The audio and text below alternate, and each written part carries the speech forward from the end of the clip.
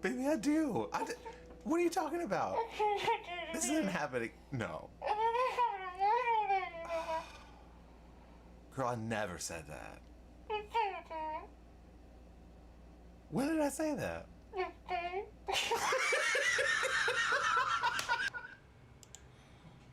All right. You remember doing that? That was so much fun. That's something You were like, I think, did we do it live? Yeah. We were both there, and you're just like, yeah. And I'm like, what? And because you were responding to nothing, that's I was like, but it's like, when did I say that? But then it started making sense. Yeah. Anyway, welcome back to Van Philosophy. Thank you guys for tuning in. Thanks for being here. What's up, Nancy and Steve and Rachel? Hope you guys are doing good. We've got a really weird topic today. It's something we know a lot about, but we hopefully you guys can join in on this one. We're going to be talking about recording. That song, by the way, that you heard, a lot of you guys know, but those of you that don't know, was Queen from the 808s and Chill EP, right? Yeah, we did a remix EP in Yeah. 2020, and it was a lot of fun to do. It was weird. We're going to talk about how we actually did that process later on, but yeah. Where can they get that? You can get it at Roshambeaux.com, but it's also available third party, so you can get it on iTunes, Spotify, Pandora, all that stuff. So, All the stuff? yeah, Amazon, Yeah. all that stuff. I don't do Pandora. Do you do I don't do Pandora? it either. Yeah. I've seen some people use Pandora. Like the shop, they always have Pandora pulled up. Someone was using Pandora the other day, and I was like, have you checked out Spotify? And they're like, no, is it better? And I was like, I like it. And now they use Spotify. So. Yeah. All right. But anyway, first off, before we get into the topic, we're going to go into what's coming up so far. So the new video is available on Patreon, this month's video. That just came out, last week? This week? Yeah, Last week. Cool. That just came out. It's a cover of Elvis's. That was a lot of fun. A lot of fun making. So if you want to check that out, go check out Patreon over there. Big thanks to Jeff C for requesting that one. It was very cool. And also we've got some upcoming shows coming up. So do you want to go over those? Yeah, on the 21st, we're going to be in Anderson, South Carolina. At Club 134. And then the following week, we're going to be in Somerville at Montrose. Yeah. And then the night after that, we're going to be at the Loft in Augusta. Yeah. All great places. If y'all are in the area, come out. It's going to be a good time. Good time. Going to have a good old-fashioned rock show. Yeah, good times, great oldies. Fox 97. Do you remember them? Fox 97? It's old school. I don't know if I lived down here Yeah. for that, but I remember, good times and great oldies. Yeah. I remember that. Yeah, it's a whole. I think people like still have it on their cars that drive around here. Yeah, it's a whole thing. But let's get into what we've been up to, man. So starting with you, what's going on? So we got the cover out, and also next month we're going to be releasing one to YouTube. We're releasing Living in America. Oh, next week. Yeah. Is that next week already? Yeah, next week. Or is it a couple weeks? When we're releasing. We'll go back and look. I think it's next week. Is it? Yeah. Maybe not. If not, it'll be up soon. Yeah. But anyway, I was going back on some of the other requests on Patreon, and so I was kind of coming up with some ideas, and I got it with me. I'll show you later. Cool. So also, we had a little hiccup with the Spotify release. The pre-save link wasn't working. Yeah. So I went in and figured that out. Right. And so it works now. So if you're on Facebook, you can go look. It's like one of our last posts. And we'll keep posting about it too, and it'll go out in the email on the mailing list and all that. So. By the way, thanks Rachel for letting us know about that, because sometimes we just miss stuff. It's just two of us. We say this so many times. It's just two. And I know that's four, but it's two of us. Yeah. And then just rehearsal for shows coming up, and then also just kind of trying to book some shows and stuff. So. Yeah. How's it coming along? It's coming along pretty good. There's one that it's not confirmed yet, but I'm pretty excited about it. So y'all just keep checking RochambeauxMusic.com / tour-dates. Tour-dates. And put the dash in. Don't say tour-dates like it's a word. Right. Yeah. It'd be cool if it was a word. Tour-dates. Yeah. So yeah, that's pretty much what's up with me this week. Yeah. What's up with you? Nothing. No, I've been hanging out. No, I've just been working on the live stuff, man. 'Cause I just finished the video, got the trailer and everything out, which you can find it on YouTube. If you guys were curious of how that's do here on YouTube. But I've been working on all the drum sounds. Because honestly, the new module that I haven't really been able to sit down and dive super deep into it. Because I've gotten really into it. But the thing's so extensive, man. Yeah, there's I mean, all the. It's not stuff pick you your can sound tweak. and go. Yeah. It's not that. It's like develop your sound and every nuance of the sound. There's even like a transient editor where you can do, for you tech heads out there, you can edit like the attack time, the width, the decay of the sound, how fast that attack actually happens, which isn't really like it's crazy. I remember in rehearsal last week you were adjusting something and it was like the buzz of a snare. Yeah. When you hit it, there's like that buzzy sound, and Yeah, you're it's like the kind of wires. like manipulating that, and that was Yeah. cool to just kind of listen to you tweak. Yeah. So yeah. I've gotten pretty close. I was playing on it earlier. I've gotten it pretty close, but then I've got to remix it back into the library. But that's basically what I've been up to this week. But really, the biggest thing about doing all that was just like finding that weird moment of gratitude. Because you're always trying to reach for that stuff, trying to find it, and it was because like how long. Even when you first met me, it was like, one, at that point in time, like electronic drums weren't quite there. So it was like, you can trigger things like the snare and the kick drum. It was like one-shot sampling, basically. And that could be good, Yeah. but you're playing an acoustic kit. And then it was like, you can't do the cymbals because the cymbals sound like trash. Mm-hmm. And then we moved along, and then the technology got there with that supernatural sound from Roland. And we're like, we could finally do cymbals. Like, we could just do the whole thing. Because at that point, I had already kind of developed the snare, tom, and the floor tom, and kick. We're doing electronic things, but had acoustic cymbals. Mm-hmm. And now with the new module, I mean, it's like you could do anything, like anything. I mean, you can take your own samples in. You can use the existing sounds and samples and stack them and change everything about them to make your own custom thing. I never thought in a million years I'd own that. Yeah. Like I never thought. It's cool. I never thought. So excited about that. But that's about it, man. Really. So you want to get into the topic? I think to get into the topic here before we get started really deep into talking about like what our experiences and stuff have been, and be welcome to get into the conversation with us. Is let's do like a quick little history lesson. Yeah, okay, so audio recording is just the method to capture sound and put it in a medium. So you're taking sound and storing it somewhere so that you can play it back later. So that was first developed in 1860 in France, Right. by a guy named Eduardo Leon Scott. And so what it was is called a phonautograph. Phonograph. Phonograph. Phonograph. Probably had like a French, Right. accent to it or something. Which I always thought of like the phonograph being the first, but I guess it was one That came later. Yeah, that was one Yeah. before it called the phonautograph. So, yeah, so the phonautograph is basically it was very similar to a phonograph. It had a big horn, and there was actually a stylus pen with like a metal tip that would scratch into a membrane. Right. So basically, you could kind of see the sound. And kind of like how an eardrum is, the sound hits it and it rattles a certain way, and it hits, what is it, the cochlea, the eardrum hits the cochlea. I'm a not certain an ear way. doctor, but something like that. yes. Yeah, so it's like kind of similar to that. Right. Years later, Thomas Edison developed the phonograph, which was just kind of building on that, but they call those acoustic recordings. Acoustic recording now means kind of something different. It means like, oh, you're using acoustic instruments. But it's actually, it's your voice is actually doing the recording, because it's the pressure from your voice that actually makes the recording. Right. So they did that for, up until the 1940s. That was the only way to record music, was like actually scratching it into something. But then after World War II, the Allied forces moved into Germany and found some weird German tech. And that weird German tech was magnetic tape recordings. Which the rest of the world didn't know about. So when that came about, it hit the United States, and then recording studios were starting to record on tape.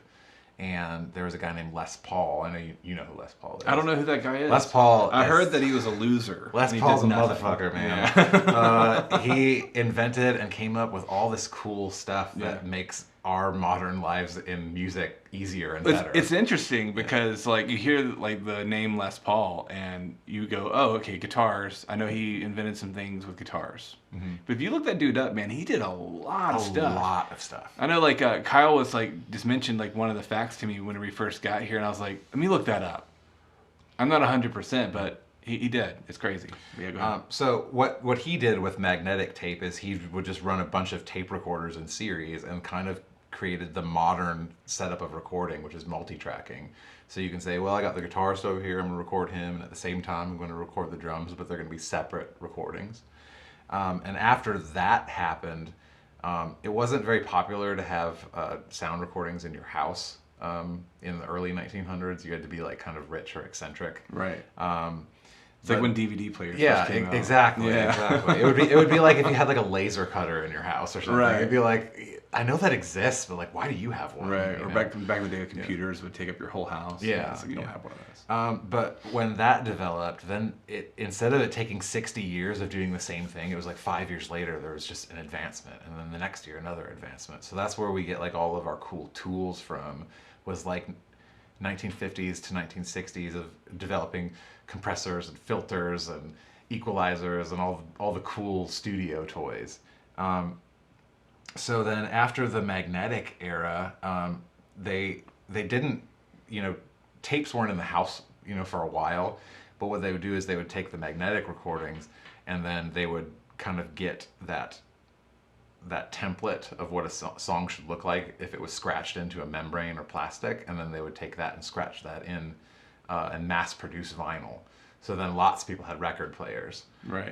Well, the thing that's cool about records people don't realize is like you see the little ridges around that, and those are actually waveforms. Yeah, that's the little scratches. Yeah. That vibrates the stylus pen. The stylus there goes back and actually reads the waveform, which is really interesting. If you get like a magnifying glass, you can see it. It's pretty interesting. So, after that, they got into the digital era, and Sony was the one. It was called the PCM1.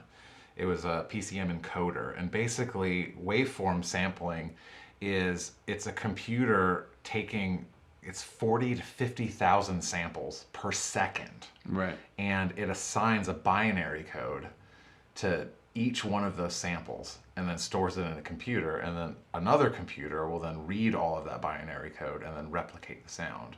So it's very accurate, very true, as opposed to what can happen with you yelling at a metal pen and scratching and all the stuff that can happen. Right. It's a very isolated experience. So digital recording is super clean, right, and super efficient, and you can replicate things and capture things without having a lot of artifacts. But there is something special about going analog too, though. I think there's like certain special artifacts that aren't as clean, but those artifacts actually benefit that sound, that special thing that it has. Well, and the thing is at the time, like, because that was invented in the 70s, but computers back then weren't like they are now.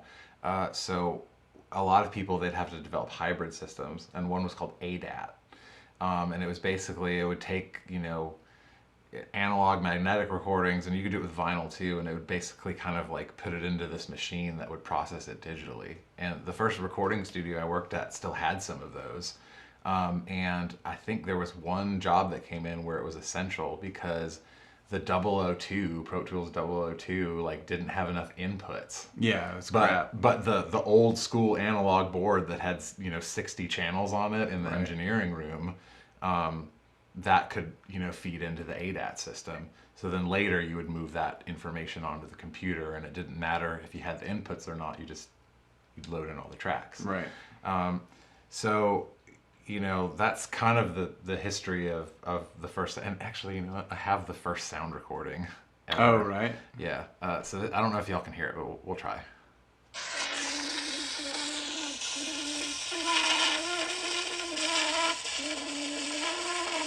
It sounds like someone's dying. It sounds terrible. It sounds like the worst I think I've ever heard. But imagine, like, but what's not being able to capture sound. Well, it's interesting, like taking the invisible energy and trying for us to try to understand that and how to capture that on some kind of media.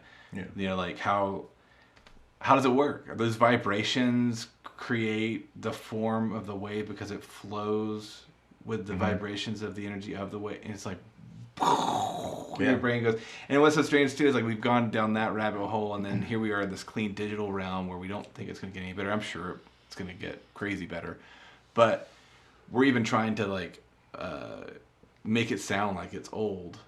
there's like new stuff that tries Yeah, to make it yeah, sound you have old. filters that will make it sound that way. Yeah. You know, it's weird stuff. It's weird stuff. I'm sure we'll get into like the tools we use later, but there is something that we do to kind of make stuff sound that way. You know, on a lot of our records. So yeah, strange. But after the brief history lesson there, which I thought was really cool, we're gonna go through like some of our past stories. So like some of our recording stories, and I think we're gonna start with like our like the first ones, like our childhood memory ones. Okay. Which for me, my first memory, I've got to think about it because it's not like I had it prepared. I think it was whenever I was probably about maybe 4 years old, and I had a cassette deck. It was one of those dual cassette decks, if any of you guys had one of those. And so you had a tape here and a tape here, so you could like transfer music from this one onto that one, or you could even record the radio at the time. So you'd hit record and like whatever the radio's playing, you could do. And it had a little microphone cutout. It didn't have like a microphone, but it had like a little cutout so that it could hear you when you were saying something, which I thought was really bizarre. So I actually would sit there and I would make my own radio shows. You know, about 4 or 5 years old, being like, "Hey guys, this is Jared coming in at you. Da, da, da. Here's the next song," and then I'd turn on the radio. And then I'd have the radio play, and then I'd come interrupt, and I'd have like little giveaways and like weird stuff, and be like like a DJ. Like but it actually had music in it. But it had music going along. Yeah. And that was my first like I'm interested in recording things. Yeah, I had a similar machine like that. I remember it was like a play school one, and I remember finding a tape of just. I can't remember what tape it was, but then all of a sudden it got interrupted, and it's me yelling for my mom, being like, "Mom, I can't get this on. Why won't this go on?" And I found it. I remember like I was probably 2 when I did that, but I found it when I was like 5 or 6, and I went, well, okay, play is green and stop is red, and then there was another button over on the side that was also green that said record, and I was like, oh, that's probably what happened. Like I probably thought I was hitting play and hit record. And then I went, that's cool. You can just record whatever you want on a tape, and it works. Even though there's already sound on it, you can just replace it. I have the machine in my head. Is it the one with the little microphone that had a curly cord that hooked to it? It's white with a red handle. It was white and red. I don't know if it had a mic. It might have had a microphone. I remember this little box, and it had like it's kind of chunky, and then it had a little microphone that sat in a little holder on the side. That might have been that unit. Yeah. And then later, my parents had the good one, where you could dub tapes. Right. And then so I would sit there and kind of try record and play guitar in front of it and stuff. Right. So yeah, like. But how old were you at that point? When I was making my own recordings, I was probably like 8 or 9. Yeah. Like when I was first learning guitar, but I was like, oh, you can record on this thing. Right. And so those were my earliest experiences, but not professional experiences. But That was just me as a kid getting interested in recording. Yeah, Steve here was talking about like he had so many mixtapes from the radio. Like that's like the first Napster. People got so like mad about Napster, like, oh, it's free music, this, that, and the other. Like people have been recording songs off the radio for how long? Then that's what we listened to, man. So you remember like when you'd buy a tape, there was always a couple minutes at the end of just dead air. Right. So I remember when a new song would come up by an artist, I would go look at tapes that I had, and if I had that tape, I would wait for I would call in and request it, and then I'd have their new single on their previous album. Right. And then I would figure out how much time I had and be like, oh, I think I can fit another song on there. So I'd be like, what's their other song? You play that song too, and wait for it and hit record. I got the whole CD. It was Fisher Price. It was Fisher Price. See, I think it was Fisher Price. It was that, You know the one we're talking about, Rachel. See, that's crazy. Like I had it in my head. I was like, that had to be it. Unless the station gave warning, get ready to start recording. Yeah, that's the thing, man. It's like sometimes you just sit there and record it, and like not knowing what's going on. Or you had to kind of have your hand on the button, right? And then you probably didn't get that first. Or whatever it was, Yeah, or you just record all day, and then that way you can transfer your tape. So if you're smart about it, you'd be like, I'm gonna record for like an hour on the tape, however much the tape will hold, it's probably like 30 minutes really, and then I'll have this other tape, and I will find the song and then dub it to your tape, and then make your mixtape. Yeah. But yeah, whenever I got older, I'd say like, wow, man, there's some bizarre ones in there. I got a Chris Unk story, and I got like a metal band recording in a rap studio. Which one do you want to do? Let's do the metal band recording. That sounds interesting. I love you, Chris. We'll talk about you. We'll talk about Chris inspired a lot of things. But no, so it was with Kellen. I think Cody might have been involved. I'm not 100%, but I know Kellen was there. It was back in the day when we were playing metal and stuff when we were younger, like early teenagers. This band called. It was a dumb name. Oh, well, now you can't say it. I can't say it. You can't say the name if he's like, I think it's a dumb name. It was that's why I can't remember. It was like, I love you, Kellen, if you're watching this, but it was some Kodak or Code. We're gonna call them the Fruity Loop Bastards. They're the Fruity Loop Bastards. Yeah, no, that's not what they're called. But so they had like a recording thing. They figured out where they're going to go to this fancy. No, I didn't know it was a rap studio. They were going to go to this fancy studio, and they were going to go down and record. But they wanted me to do guest vocals on the track. Mm-hmm. This was before I had joined a band with them. I was already doing I was doing my band with like my brother and Ray and Bob at the time. Mm-hmm. And they were like, "Come do like guest vocals on this track," because I had already like I would get up live and do this song with them or whatnot. I had a part-ish, you know. And so I get down there, and we all get in there into the studio, and there's just basically like, it's about the size of the recording room anyway. It's about the size of the vocal booth at Maelstrom. Oh my God.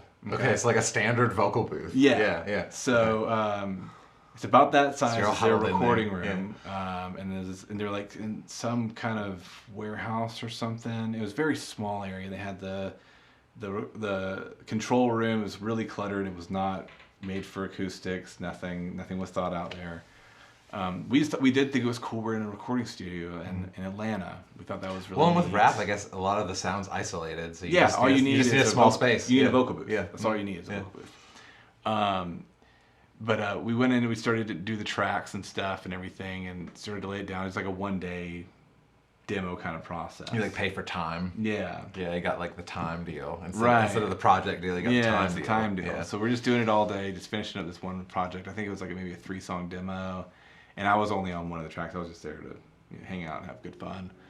When I thought that the band, they were thinking about inviting me to be more involved as it went anyway. And I later on I ended up joining a band and forming a band with like Kellen and all them. Mm-hmm.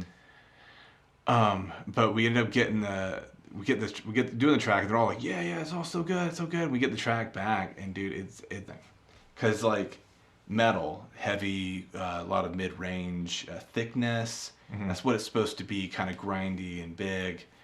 But no, it was like the kick drum was like the most low end possible. The snare drum was thin and poppy. So it was a rap produced. It was a rap produced metal album. Metal demo. Yeah, it was the weirdest thing. And but we thought it was cool for that time. But like looking back on it, it's like that reminds me of that Bowling for Soup song. Listening to rap metal, turntables in my eyes. Dude, it was weird because it's like you think you're so excited about doing it, but then what you get back. But I think that was mostly my experience with anything before I started recording on my own. Was it's never quite what you expect or want, especially if you're working on a budget. Well, yeah, and when someone else is producing it as well, like you have something in your head and they have something in their head, and you probably don't talk about it because you're like, hey, like we paid for 3 hours, go. Yeah. You know. Yeah. You? My first recording studio experience. I was in a band and I had written a bunch of songs, and I didn't feel like writing everything out and here's how it goes and write your parts. So I thought I'd just go buy, I think I bought like 2 hours of studio time, and I think he gave me like, or maybe it was just an hour of recording and an hour of mix time or something. So I went in and I had a keyboard that had a drum machine on it. Right. So I went in and I wrote my notes and be like, okay, song 1's gonna have this program, song 2's gonna have this program. So I'd start the drum machine and I'd play guitar and sang live.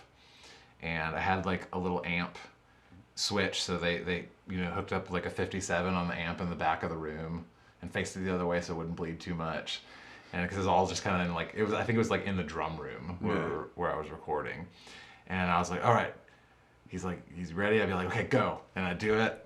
And I'd be like, all right, that's good. Because it was just to get the idea down so I could give it to the band so that like the bass player could write his bass part, so that then the drummer could write his parts and all that stuff. So, but I got done and I got like 10 songs done. It's like, or as many as I could.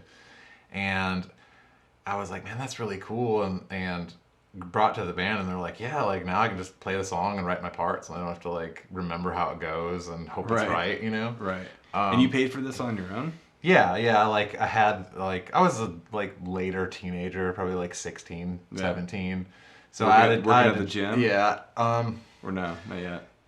I don't think I was working at the gym yet. That was after that was in college. Okay. So, but I think I was like bussing tables. So I like saved up some money and I was like, I'm gonna go buy some studio time. And so that kind of got me interesting because I walked in there and it wasn't like a crazy awesome studio, but I was like, this is the coolest thing ever. And he's got that microphone and he's got his desk and he's recording it all and it sounds really good. Right. You know, it didn't sound like the boombox recordings I was making at home, you know? Yeah. So I was like, I gotta learn how to do this. And so, you know, a couple years later, I ended up scoring an internship down in Georgia, and that's why I moved down here. Because I was like, I gotta learn how that works and how to do it. And then, you know, learned how to record stuff myself. Well, that's how it magically happened. You got the internship at some studio that I had never even heard of, but it existed in town, right? Yeah. It was like just down the road, and they weren't like public. They'd get some like local jobs like school bands and church choirs and just like whatever was around locally. But then he would get like, it was cool. A lot of times he would get someone that would say, hey, I want to come in and record, but I live up here. So he would say, well, just send your vocal tracks. And he'd be like, and then he'd call up some guitarist that he's like, well, who do you want? What's your budget? And well, I can get this guy to do it for that price. And so there was a lot of like, you know, someone would record in their own studio and send the tracks. So it was kind of like a mixed studio. Right. Is like mostly what a lot of the jobs were. But yeah, that's kind of like how I got started in it, was that like, I'm going to go buy some studio time, and then, you know, realizing like, man, you know, this costs like $300 and like, well, the guy that you did the myself. intern, he was the guy who got you your first home recording gear, right? Yeah. So I didn't get an internship, so I didn't get paid. But yeah, he bought me it was an M box. I was gonna bring it, but I didn't bring it. It's just a little tube. I was going to, but then I didn't. I'll just describe it. No, and I got I first started out on N-Tracks. Do you remember N-Tracks? No, I N-Tracks never used it. It was like a Pro Tools clone, but it was cheap. It wasn't like the Pro Tools software that you just had to like chop off your arm and your leg to get, you know? Right. And so I did that for a while, and I had a Snowflake mic. But then I got the M-Box 2. It came with Pro Tools 8. Mm-hmm. And so I already had a laptop dedicated for recording, and so I'd like any song I'd write, I'd record and like learn how to record it properly, and you know, isolate things, and you know, record your vocals and your guitar separately. And then it also came with like a pretty decent loop station, so I was able to like, you know, make beats and loops. And I didn't. Anytime I ever heard him, I'd be like, you know, I make beats. Well, and the funny thing, like I hadn't gotten into MIDI yet. Right. So I had one-shot samples of drums, and I had like little like ditty samples that were arranged by key. So I'd write my song and I'd be like, oh, there's a little clarinet that goes da-da-da, and I'd be like, well, that fits. So I'd plug that in. So there's a lot of like plugging pieces of sampled recordings to make parts. Right. Because I didn't have a MIDI controller, and I'd be like, oh, well, I want this bass, and I want to have this, you know, synthesizer, and I want to have all this stuff, but I didn't have a way of actually making it, so I had to kind of just like rip pieces together. Yeah, Pete's the one who got me into doing MIDI stuff. If you see like Reason 2. Oh yes, yeah, we were digging on it back then. It was used for like a lot of people's library, but then we got into that stuff. So MIDI. So if y'all don't know, MIDI was invented in like it was kind of like right after Les Paul. Like there was just so much technology coming out. Yeah. Wow. MIDI was one of them. It was used for something else, but it's basically it's like a voltage regulator, and then something that is able to like maintain that information. Yeah, to break it down, it make it simple. It's just something tells this to do. Yeah, said command through a specific amount of electricity. Yeah. So they'd be like 1 volt would be a C, and 2 volts would be a D, and yeah, so on. It's and so like forth. it's just like a regulated or like a set parameter of this setting to record that setting or to make that setting happen. It's like C++. I hit this key, function. it makes that function. Yeah, it's the whole thing. But yeah, and the next thing I wanted to get into is like how we got started recording together, which kind of comes from your thing, because I remember like a brief thing is I ran into Maya at a gas station. I said I was going to play with him something. He gave me his number. I was going to college at the time. I had already been into recording and playing in bands my whole life, doing all that stuff. But I was the band I was currently in was kind of like stopping playing. Kind of, it's kind of falling apart. We might not be doing anything. And then I eventually called him, met Kyle, did some rehearsals, played 2 or 3 shows, did one with the group, and a couple just you and I. Mm-hmm. And then you shared with me a recording of some of your original stuff. I was like, dude, I like some of these original songs. And you're like, well, I got this little CD that you had done at home. Mm-hmm. And then I heard them. And then again, this is all summary, man. And then I heard them, and I was like, dude, let me take these. I want to produce them. And I want to do something bigger with this, you know? Yeah, I remember. I think at that time, I was playing with Maya, but then I got on this circuit of hosting open mics, and there weren't a lot of local artists that would show up. It was like the same 3 people would show up, but it was like 3 hours of time that they would book you for to like go there and like set up your equipment and sit there. But then the people they would. The person that booked it would be like, we want to have music going the whole time. So if people don't show up and there's not enough people to fill the time, just play whatever you want. Right. So I was like, I'm getting paid to play whatever I want. So I'm going to play songs that I wrote, And so, yeah, I'd make CDs and like with like Windows Media Player and burn the discs or whatever, and I bought little sleeves at Best Buy and wrote on them with a Sharpie. Yeah. My girlfriend at the time would like help, like she had better handwriting than me. Right. Yeah. And they always do. Man. And so I would like kind of leave those out and be like, hey, if you had a good time, like I got these CDs. And so I was like constantly like, I was like, I can make a little extra money, if I sell some of these CDs. So that was probably one of the CDs I gave you. I was like, yeah, like I'm just in my apartment, and this is the best I can do because I don't have, I only have this M box. Right, yeah, and there's a few songs on there, and then you gave me, asked you to give me like little recordings of like, and it was like you an acoustic guitar. This is how, by the way, we're kind of getting into the next thing where we're talking about like how each record was made. Yeah, like Gaudy Monstrosity. Gaudy Monstrosity, like that really originated from me hearing that demo, and going, man, let's do something more with this, and then you sending me, it was like, acoustic guitar and vocals. Just how does the song go? Yeah, because it was like, because we didn't have, I think like, I just had little EPs where there's probably like 4 songs on them. Right. And so we would get together and write a song together, and he'd be like, he'd say, go home and record that.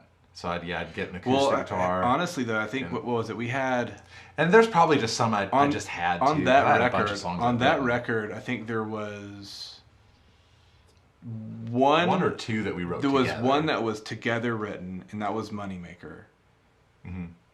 And Nectar Kiss kind of had more of an influence, but you had already kind of had that kind of thing. Okay. But all of it was produced, because it was like acoustic. Because I mean, back then it was what you were playing your acoustic guitar and singing songs. Mm-hmm. So it was all kind of formatted together to make this thing, and that's kind of like why we kind of leave it in the vault and bring it out. Because it's not really what we ended up with as a project, but that's kind of where we got started as a project, as far as developing those songs. And what was really neat at the time, I was at my mom's house, and we had this little this little booth, and we had a big room to do all the tracking and stuff. But you padded it out. I Yeah, oh remember. yeah, I had remember I was everything. like, dude, you know what you're doing. Like, this Yeah. is cool, you know? Yeah, I had everything acoustically treated and everything. But we recorded in there, did acoustic drums. I don't even remember if we did any kind of layers of anything. We did it mostly old school digital. I remember there was like, it was like a bedroom. Or no, it was like, or the attic. It was like up in the attic. Yeah, it was like an upstairs area. So It was kind of like a grand room, and we set Yeah. up the drums as far away from the vocal booth, and yeah, it was all foams. We'd shut the door, and we'd run it, the drums through the SciTech, yeah. because we didn't like the preamps in the Oh, 002. 002, man. If any of you guys out there that are listening, Notorious preamps of the It's 002. the worst. Like they're like, here, spend $2,500 on That this needs to be the interface. name of an album. Yeah. Notorious preamps of the 002. God, it's Yeah. so bad. They're like, pay $2,500 for this interface that works with Pro Tools. This is like your only in, and Yeah, you had to spend $2,500. Yeah, back to then, make that's what you had to to make do. okay recordings. Yeah, and you know? they were okay. They weren't great. They were just eh. And then they're like, well, now you got to buy this other $1,000 thing if you actually want to make it sound good. Right. You know. Right. So yeah, I remember running it in, and Steve here says, "I love Gaudy Monstrosity." Well, thank you, man. Thank I you. think we were starting to experiment with one shots too, though. Yeah. I don't know if we did it totally, but I remember we were in this weird realm of, we're gonna make this kind of classic rock album with no electronics in it, but then we're like, oh, but I like doing electronic stuff, so let's just kind of put this thing in here. Yeah. Or let's put this little loop thing in here. Yeah. Or let's one shot a different kick sample. Well, that we I like just or come something. off the heels of like doing a lot of those like straight up like alternative bands. Not like alternative rock per se, but like no, and I don't mean Nickelback in a bad way. I think Nickelback writes good songs, but like that style of music. I just come off Yeah, of the like heels the of, early 2000s hard rock. and those were the scene. bands I was recording before I'd met him. Besides like my stuff that I was doing, which was like more metal-y or electronic. It was like, and I would do like my electronic stuff kind of here on the side. I kind of incorporated the metal thing, but then I had like, you've heard all like my weird electronic stuff. I Yeah. made. Yeah. And then, but I was focusing on that, and then the bands I recorded was that or like thrash punk, which was a lot of fun to do. I remember there was this one band that came in. It was like at the end of the CD, we sampled me flushing the toilet. So it's like there's like next song, and then at the end of the record, it's like a 3 or 4 song demo. It's like On Gaudy Monstrosity, didn't we have like a door slamming or something at the end of it? Oh. Or was that at one end of one of the songs or something? yeah, you can hear it open. And these were because they were recorded. It was we tried to capture like what was going on when we were, because we had a good time. You know, we had a good time. We captured a lot of moments on that one.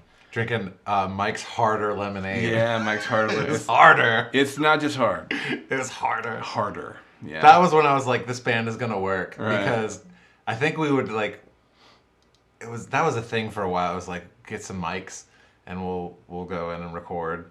And then I think it was when I showed up, I was like, so this is Mike's Harder lemonade, and I don't know I don't know what the it is. And I was like, you try it. And he opened it up. I was like, what do you think? Like, it's harder. Yeah. I was like, all right, this band's gonna work. All right, it's gonna work. All right, good. On the move, man.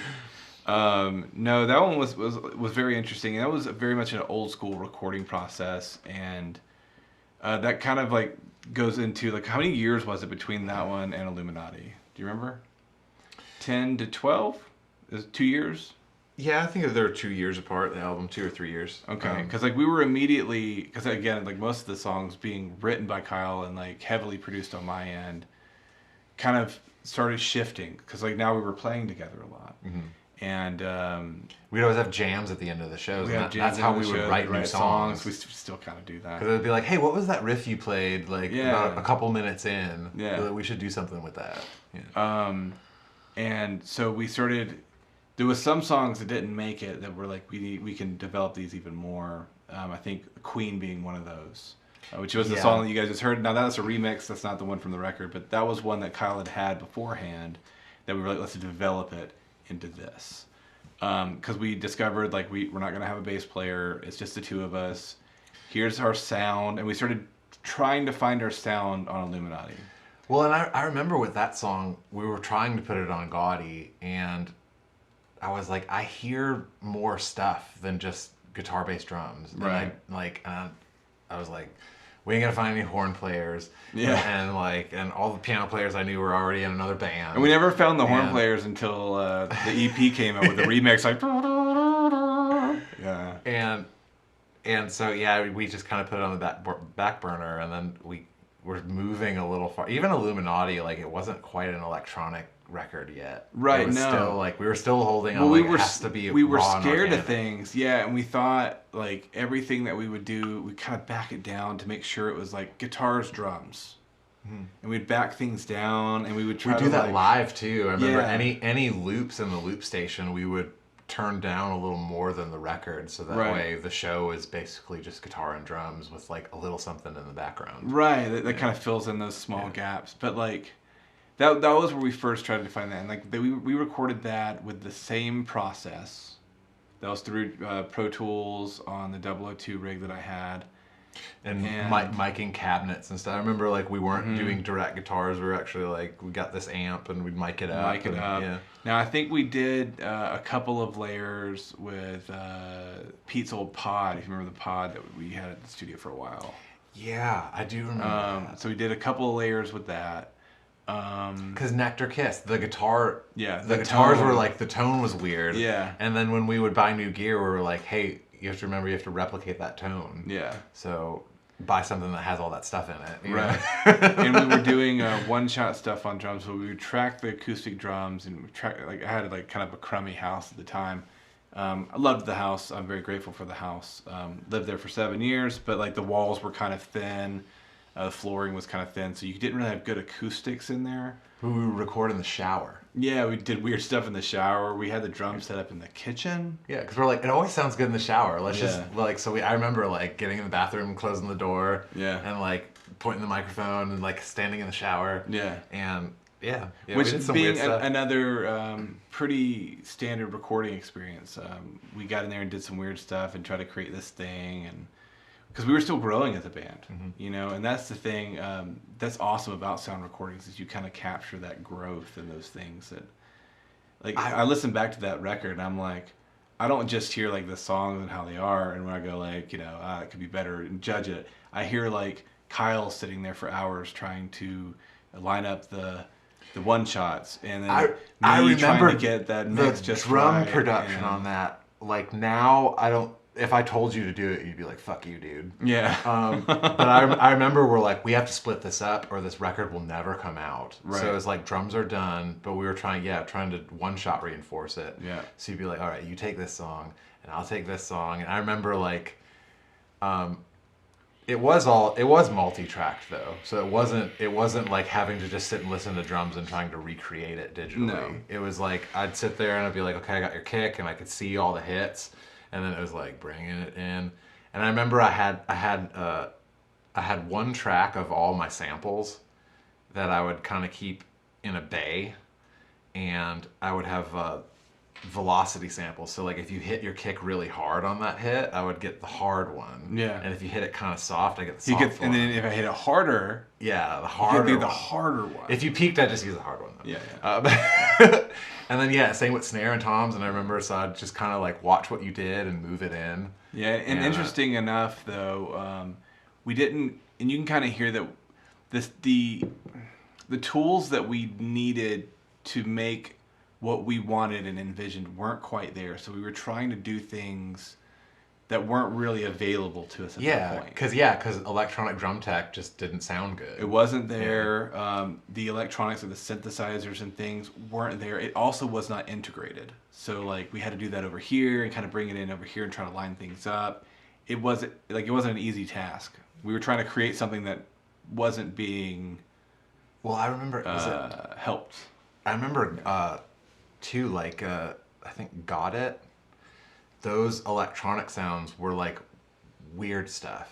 It was like I think that was one of your daughter's toys. Yeah, we had it was a toy. You're like, and it would go like 1, 2, 3, you know, and like, so I remember like hitting it and recording it and trying to get it on axis just right to get it. And then I remember it had this really junky keyboard that just all the sounds were terrible, but I was like, I bet you if we filter this just right, and like we can make something. So I remember like the other electronic samples were like, it's like we had toys and cheap keyboards and like just weird stuff to try to get the sound we were imagining. And like I think on the record we had like, because it was electronic drums going for the 4 on the floor to keep that bit. Then we had the drum kit we just had a room mic to try to get the drum to have that open feeling.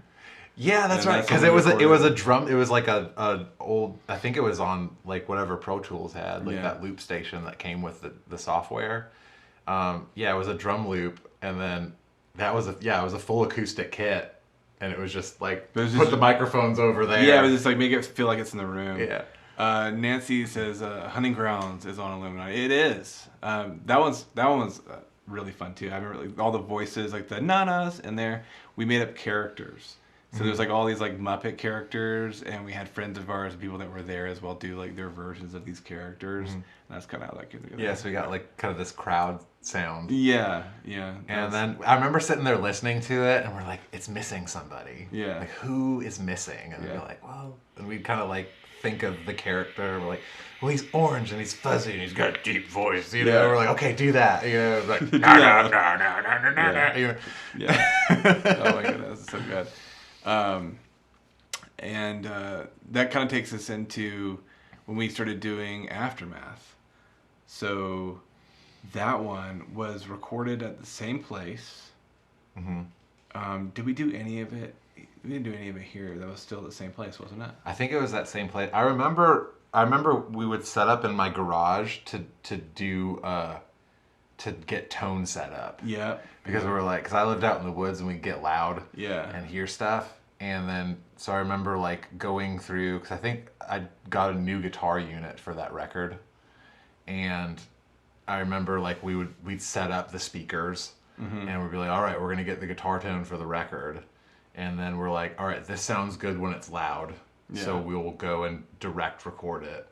And I think we were still doing like cabinets and amps too. I think we were still like back and forth on should we go direct or should we not.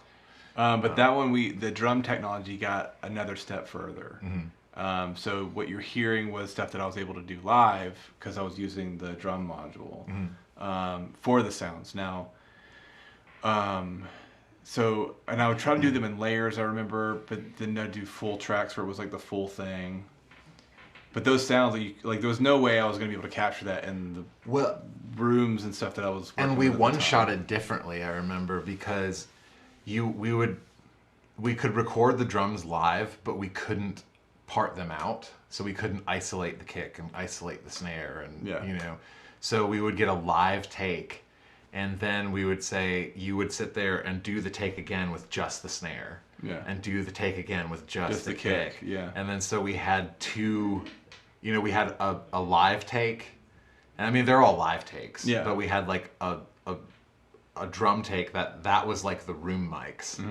But it was a digital room mic. Right. And then we had all of our multi-tracks, but they had to be recorded at separate times. You do it separately. So like you'd have to drums would take day. Forever. Because like you'd basically like unplug all the other drums. Yeah. And then so that way you're just hearing the kick drum. Yeah. Or just hearing the snare drum or the toms. It was bizarre.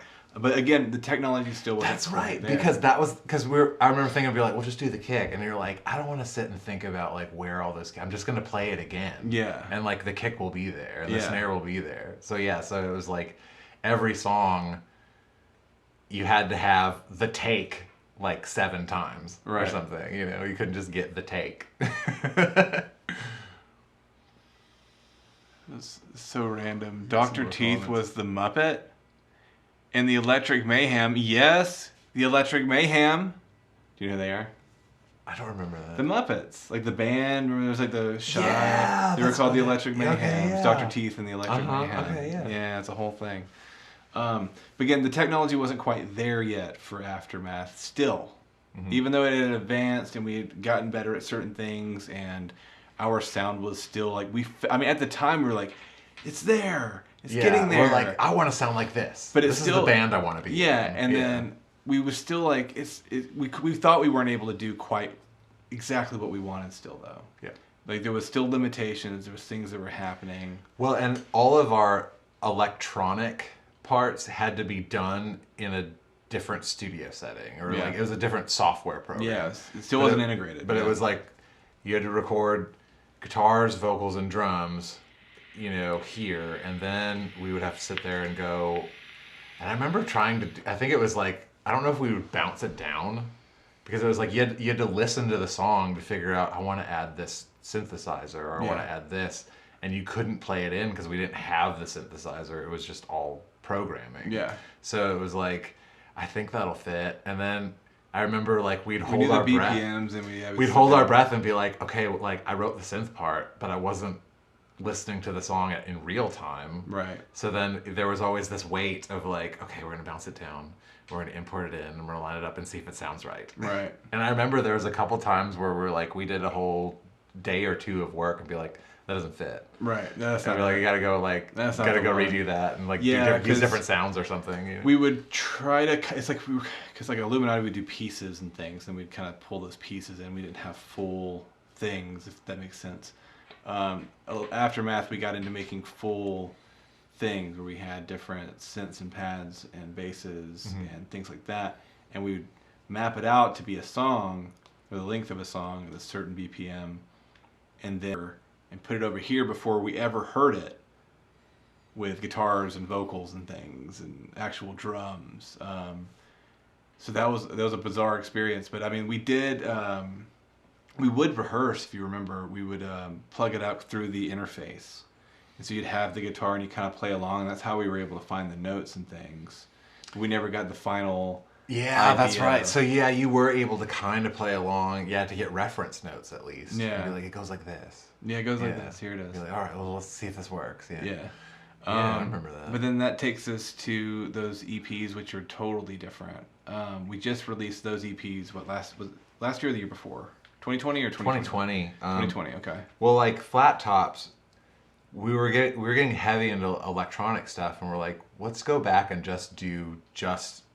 and I say acoustic recordings, but they're still digital recordings, but using just acoustic instruments. And we did that at Maelstrom, and it was live, so there was no like. It was all live. Like it was Kyle. If you see pictures, I think. Are those available on Patreon? They're on Patreon. Okay. Yeah. They're on Patreon. Where there's a couple. Kyle's on here. Instagram. I'm here. We have isolation in between us, and we're just playing the songs and kind of going with the flow of it. Yeah, I remember I'd have to go back and look at you and be like, all right, we're gonna do this one. Okay, cool. Yeah. And then there's just like this isolator wall right here. Yeah, and Cody was in the control room. Yeah. But yeah, that was a lot of fun because that was just like it was totally raw. And we did it in a day. Well, we had to do it in a day. Yeah, because we were gonna come back, but like. We were going to come back, but we got the stay-at-home order. Right. And I can't remember how many songs made it on there. I think we were going to do 10. Right. And I don't know if 10 made it. No, I think 5. Yeah. 5 or 6. So, and I remember we're going to redo that song. Yeah. And then it was like, well, they're telling us to go home and we can't come back. And we're like, just leave it, it's live.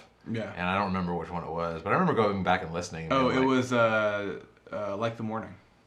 That's right. It was that one. We're like, let's do that one again. We're like, we don't have time. We don't have time. We gotta go. Just I think we use that take. Yeah. Something happens that you never happened before in your life. You go, I'm ordered to go home. I don't know. I guess I have to, or they're gonna come kill. I don't know what we thought. It was a weird. Yeah, it was weird. Like it never happened before. So we're like, what does this mean? Right. Jay going with the flow. Yeah, I know. But then also we had like the song that was playing earlier, the 808s remix CD, which that was also a weird experience because I think there was maybe like 2 days where you were here, and you came in and we were talking about the vibes. Do you remember? Maybe you remember more than I do. Is if it just happened, or if we actually like planned out the ideas. I remember we had been talking about doing a remix album. Yeah, I always thought it was cool. We talked about like Marilyn Manson would do this remix album. Yeah. And we're like, that's really cool that he he'd do like his main record, then a remix. Yeah. It's like really cool, And we're like, we should do that. And we never had Never time did. or never did Yeah. it. And then I remember it did happen really quick. I don't remember exactly what would happen. I think I would I'd give you the key of the song, and or maybe it was like I like did the bass or something, like No. something to do the key of the whenever song. we got when you're talking about when we're tracking, that's the thing I was asking about was like the concept of how the songs were, because like I remember the tracking was being like you would have like A lot of it was melody. live, You yeah. had just a melody, Yeah. and you'd play the melody, and then you'd record your vocal line on it, Uh-huh. and then next song. Yeah. Like the weird things, like if you hear just like the ding ding ding, you know, like that was the melody that you created, and then you sang your vocal line on top of it, and then next, Yeah. and then we'd do the same thing. We'd be like da da da Okay. da da da, Yeah, and like that's those little melodies. We'd find those melodies, and that's how it was tracked. But like I can't remember if we actually gave it thought of No, how this. it wasn't. I think it was all like None. I remember that. Like none of it was prepared. It Yeah. was just like you know how the song goes, but we're doing it differently. and we're doing it kind of like this. So it was like, Yeah. and whatever we were doing was for production reference. Yeah. But it was like, but it's going to be in the song. Right. So don't just play something that's going to get deleted later. It's going in the song. Yeah. So yeah, I remember sometimes I was like, well, I'm just going to play piano and sing. Yeah. And then some of it was like, well, I'm just going to do this little part and sing. Yeah. And then then you're like, okay, well then I'm going to add, bass and drums later or whatever it was. And Nothing that matters. but I think it was like the way you said it, dude, you're like, you do it. You do your thing with it. Whatever that is, But yeah, I remember it was very quick. It was like just do your parts and you'll do your parts right after. Yeah. And I think it was like we did it. It was like 2 days. Or something. Yeah. It was really tracked, and then I think I was given. production was a few I think weeks, but yeah, I think I had maybe 2 or 3 weeks on it. Yeah. Because it was like you had like these little bitty things in a vocal track. Mhm. When you do, do you remember how hard you were on me whenever I showed you that trumpet part? Well, trumpets are like digital trumpets are hard. Now, Kyle, listen. Digital trumpets are Kyle hard. was so like, dude, that does not sound like a trumpet. I was like, dude, it sounds like a trumpet. He's like, no, it does not sound like a trumpet. And I was like, dude, it does. And then like I told him I edited it, and then he listened to it. Told him I edited it, and then he listens to it. And he's, oh yeah, that's fine. But you did mix it though. It might have been, I don't know what it was. But I have this weird relationship with brass. Well, they sound brass digital instruments. You have to realize that most synthesizers are sampled brass manipulated. Yeah. That's And if what you it is. manipulate them too much, then a lot of times it'll sound electronic. Well, it sounds electronic because because it is. Yeah. analog synths are actually sampling brass. Mm-hmm. So like that's what your brain recognizes as. Oh, that sounds like electronic, but it's really a manipulated brass sound. Yeah. Like the brr, brr, brr, brr. But that takes us to our brand new record, which was also a very strange, but I think that the tech finally got there. At this point, everything was integrated. If you follow back on like Instagram, you'll see where we're like studio upgrade. One DAW One to DAW rule them to all. rule them all. Because we were recording in Reason and then bouncing down and going to Pro Tools and doing this whole like mumbo jumbo thing. But then Reason came out and they were like, we're gonna do all this cool stuff and we're gonna make it a DAW itself. You can do your tracks, do your sequencing. DAW means digital audio workstation. Yeah. Sure. And so that was all there. We had all of those tools available to us. We upgraded and got a cool drum system, like a MIDI drum system on like a plug-in VST. And we're able to use that, so I'm able to pull MIDI in and play MIDI and track the MIDI and edit still at the same time. I can edit sounds for different songs, do different stuff. It had better compressors than we were used to, better EQs and things like that. But the recording process was a lot different. It was. It started off, what was it? It's like, what was the first song? It was like Eyes Closed, Gospel, and then it started off where we were doing some tracking, like together.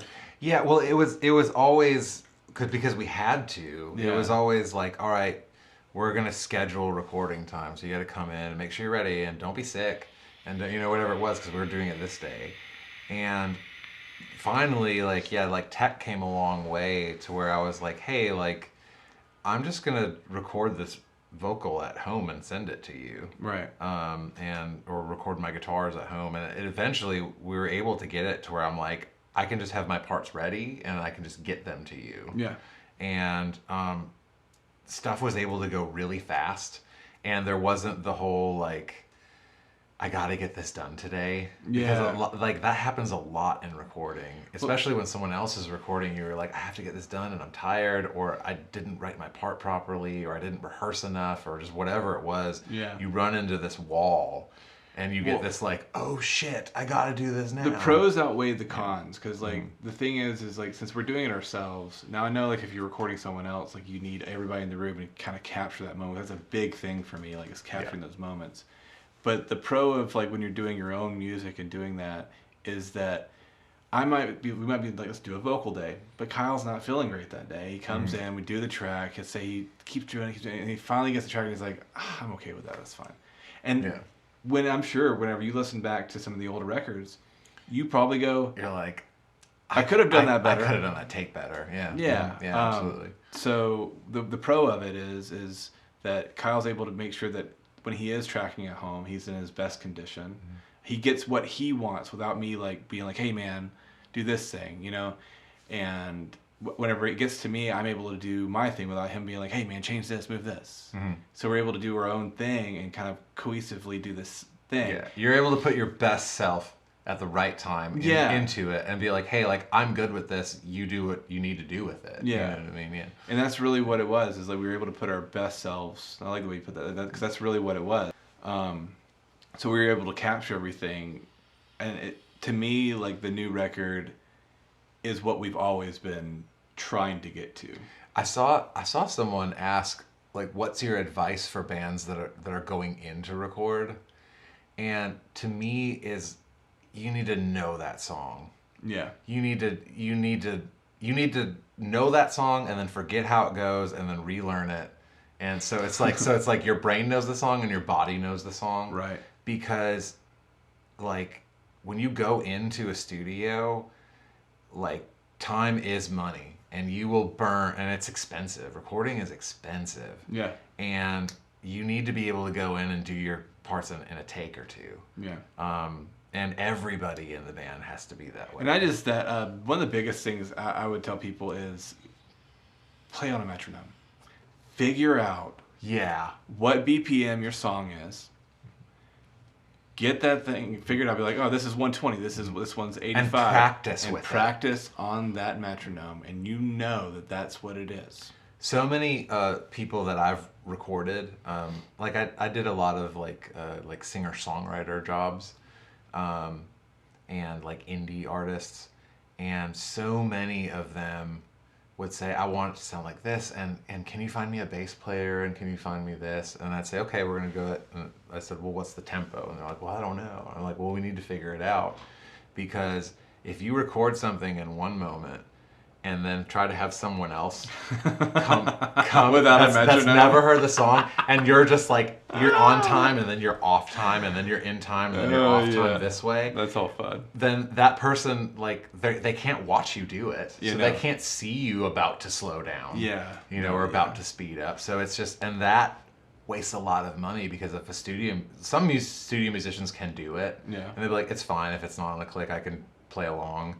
But well, you're going to be paying him for 5 hours when you could have paid him for 30 minutes. Well, even bands I know that play live without metronomes, like we play live with a metronome. Like I prefer it. I like having it. I like having the canvas. I mean, doing some stuff like when we do those jammy sit-in gigs and stuff, those are fun. Yeah, when you're jamming, we don't have to have a metronome on. When you're trying to do a song, and here's how the song, like I like having a metronome. And I know some bands that don't use metronomes, like Foo Fighters, for instance. When they play live, they don't use metronomes. Taylor Hawkins is really good at keeping the beat, though, keeping everything on time. But in the studio, they use a metronome. Yeah, you have to get used to it, because a good engineer will make you do it. Yeah. Or you'll pay double. Right. In studio time. Like if you go, I have $1,000 to record these songs, be like, well, you better have two, because that's what it's going to cost if you don't have a metronome. Right. Yeah. So any advice? Learn your songs, know your songs, and play with a metronome, because that's like super important. But yeah, so to sum it all up, man, like technology throughout our experience has like advanced. I mean, not just like in the wide experience of like some of the history stuff to where what we're talking about today, where I'm literally tracking on a laptop, a MacBook Pro, where back in the day I was having to use like this giant Power Mac G4, to where back in the day these big contraptions that filled up entire rooms. You know, going back to that note about how like digital sampling, it's taking like 40 and 50,000 samples at once and assigning a code to it. So I remember when I was interning, someone was explaining how reverb is replicated digitally. Yeah. Because if you have a reverb unit, it's got like plates or springs, and that sound is like bouncing off of it. Yeah. A bunch of, and it's replicating the sound a bunch of different times. Right. So the computer would have to do that, and that would just eat up your CPU because you're not playing one track, you're playing 1,000 tracks. Right. And your computer would just bog down. And now they figured out a way where like it just runs smooth and it works. This is funny. Aaron here says, "Is that why Dave Grohl fell off the stage? No metronome?" Maybe. I don't know. He still played that show though, didn't he? Did. He Yeah. fell out, broke his leg and finished the show. I think so. And then like he finished the tour. Yeah. In a throne. He like made a throne and then played it out. But yeah, so technology advanced, and I feel like it's finally gotten to a point to where what we've been wanting all along, we can finally capture it, finally do it, and do it like at not like a crazy price point. Now the things that that's one is because we've accrued some stuff. The monitors that I use are the same monitors that I've been mixing on since I was about 16.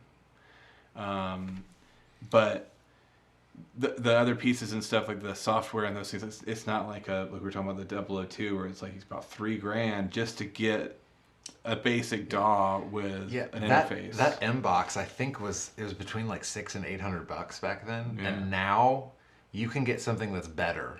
Oh yeah, for $60. For like $60. Yeah, like the price has come down on it. So if you're out there wanting to get into recording, now's the time, man. It's cheap.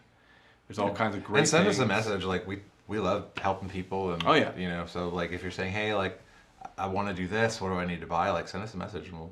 Yeah. The first thing I'm going to suggest is buy our record. Yeah, buy our record. If you listen to our record, you're instantly You'll learn some stuff. More knowledgeable. No, it's but yeah, before we get going though, I want to take a second and remind you guys that our merch is still available over there on storefrontier.com/Roshambeaux. It says all sizes guaranteed, but that's not true. But for those of you that were messaging me about some of those sizes being out, I do know that the black zip-up hoodies they are back in. And I saw that we sold one like yesterday. Yeah. So they're in. So get on there. Check them out. Look at it. We got colors. We got different designs, different stuff. Check it out. Helps us out. Goes a long way. Those guys are awesome. Let's Store Frontier. They're so awesome. So good. They have solved so many like tour problems. Yeah. Because that was like you show up at a show and you'd be like, well, we got to put this order in and it takes like 4 weeks or something like that. Yeah. And if they're like, but I want to buy this now. Yeah. And you're out of smalls. Yeah. You know? And like now it's like they're always there. If we're out of them at a show, you can still get them online. So that's awesome. Rachel says, it was me. You did it, girl. You did it. Also, we'd like to take a second and thank our people over there on Patreon. You guys are the reason we continue to do things and stuff and things. And if you're not over there, go check it out like we were talking about earlier. We just put up a brand new cover video and the requests are open for the next one. And there's already a bunch of really good ones coming in. Yeah. I don't know if you've checked it out yet. I saw the emails come in, but I haven't logged in to check them, but I'm excited. I've been in there, man, and I've been listening to some of the songs. Probably back like down memory lane, dude. Oh, yeah? Yeah, it's crazy. We'll have to listen to that one when we wrap up here. But if you're not on there, go get in there. Go check out those videos. Even if it's just for $1, it goes a long way. Even if it's just for $1, man, get on there.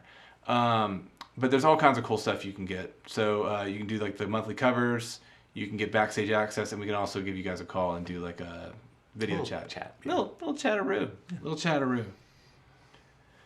But to wrap things up, man, again, we got those shows coming up. What's the show dates? 21st. 21st. Is Anderson. No, that's the 22nd. 22nd. You can't be telling people it's the 21st. You know what? And I'm sorry. Disclaimer. I said the 21st earlier. Did you? Yeah. It's the 22nd. It's the 22nd. Yeah. Sorry. But you can go to rochambeauxmusic.com/tour-dates. Right. And they don't make any mistakes there. You know what I mean? Like that's right there. So. Oh, by the way, JT Villain, if you're who I think you are, of course Magic tomorrow, man. Are you kidding me? Play some cardboard. Of course. Yeah, man. Friday. Magic Day. Friday night, man. Okay. But we've also got a show coming up in Somerville at Montrose. At Montrose on the 28th. Yeah. And then on the 29th, we're at the Loft in Augusta. Yeah. So come out to those, man. It's going to be a good time. All great places. We've said this a billion times, but we're so grateful to be going back to these places. 134, we did a gig last year. It was one of our first gigs back. Love you, JL and Amanda and all those guys out there at Club 134. You guys are killer. We also did a show at the Loft about mid-year. Yeah. And Adrian, man. He's so cool. Adrian. Like all those guys there. Good man. It's just like I like don't want to leave. Right. Like when I'm there. And dude, in Montrose? Are you kidding me? It's like a party. They got to figure it out there. They got to figure it cool out. There. That's what it is, Very man. Cool there. But yeah, come check out those places. Come see us. And I think that does it. Is there anything else we need to go over? I don't think so. Requests are open on Patreon.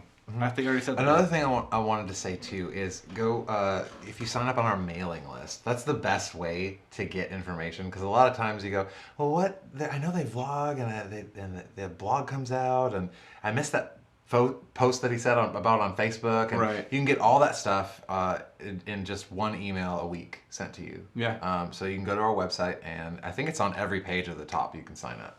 And we'll even give you a free song just for signing up. Even a free song? A free song just for signing up. It's not the best one, but we'll send you one that's okay. We'll send you a good one. Oh, man. Steve says he's already got his rooms booked, man. That's killer. Awesome. We can't wait to see you guys. We miss you guys so much. It's so good. So good. And we're having rehearsal this weekend, right? Yeah. Yeah, so I'm looking forward to that. But anyway, that's going to wrap it up. That's going to do it for us tonight, you guys. Thanks for tuning in. We'll be back here Thursday night to have another chit-chat. Yeah. Let us know what you want to talk about. Yeah, let us know. Comment below. Send us a message. If there's anything that's cool and interesting you guys want to chat about, let's chat about it. Yeah. Because we started doing this because we just had to come up with stuff to chat about at the end of a show because you had a long drive home and you couldn't fall asleep at the wheel. Yeah. So you had to just have like some engaging conversation. Yeah, it's a lot better than Kyle just being mad at me and yelling at me all the time. Like, man. And he'd be like, why you gotta be like that? That. Don't you know that I like you? The way that you are? He's so mad. He makes this face when he's mad. That's a weird face. I'm gonna try it again. Mad. Anyway, we love you guys. Take care. We will see you guys soon. Love you. Love you.